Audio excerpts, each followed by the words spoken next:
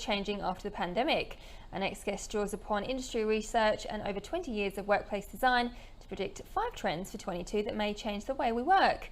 That's including embracing the metaverse and a centralized traditional workplace being phased out. We're joined by Angela Ferguson from futureofwork Collective to tell us more. Angela, great to have you on. Look, I guess my first question is, are people getting back to the office now? Have we kind of flipped that 180 from all working from home? Look, we're just starting to get back to the office, really. The last 2 years have been a time of experimentation and trial and error. We were forced to all work from home. So really, from here on, here is where we're starting to reoccupy the office again. So this is the beginning of the journey. So in terms of, but I guess what's interesting is who's driving the journey. It felt like in the old days, the employer said, you will be here on this day to go to this meeting. Do you think maybe the situation's flipped these days?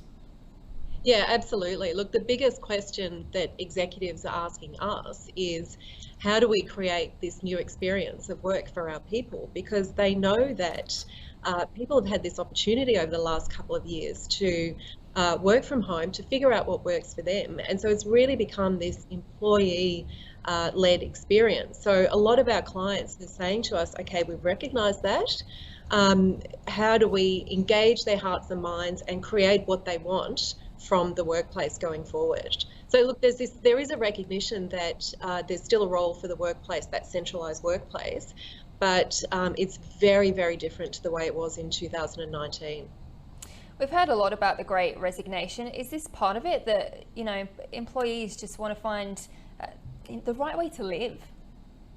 Yeah, I think so. It's and I think in Australia we're seeing more of a great renegotiation. So the workplace, you know, prior to the pandemic, the workplace, it was often design-led, and now it's a much more holistic approach. So some of the things that we're doing for clients is talking to them about, you know, what does culturally their workplace need to look like now? What sort of new policies do we need to have in place? What are people's concerns around health and well-being, for example? And, you know, how does our technology support this seamless hybrid working? So hybrid working is a term that I'm sure many of you have heard of, and that means so many different things for many different people. So once we start to look at that really, that picture holistically, we can then start to talk about, well, okay, so how does the physical environment then start to support some of those aspirations?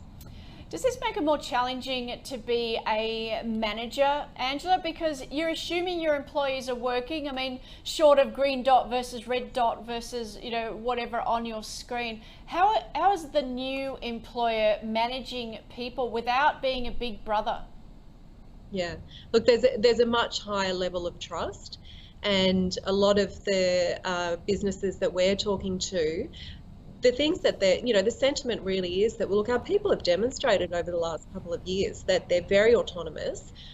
You know, they're very responsible, they're very accountable, you know, they haven't dropped the ball at all. In a lot of cases, people have been more productive, and we know that the things that people are really missing from work are those social connections. So, you know, the most progressive employers are recognising that we need to build those social connections into people's work cultures so that you get a lot more engagement, and work becomes this thing that's actually, you know, quite enriching now. Angela, what other trends should we be looking out for 22?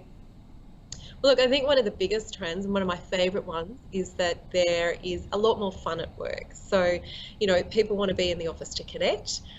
Those social connections, you know, as I mentioned, are the things that we're missing. So businesses are really, really trying hard to provide a lot of those opportunities to occur.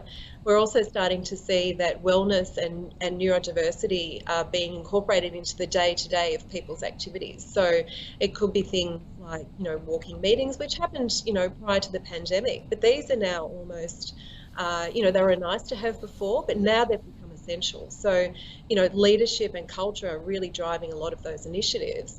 We're also seeing that workplaces are much more fluid. So, you know, the genie's out of the bottle, it's proven, we can all work from home.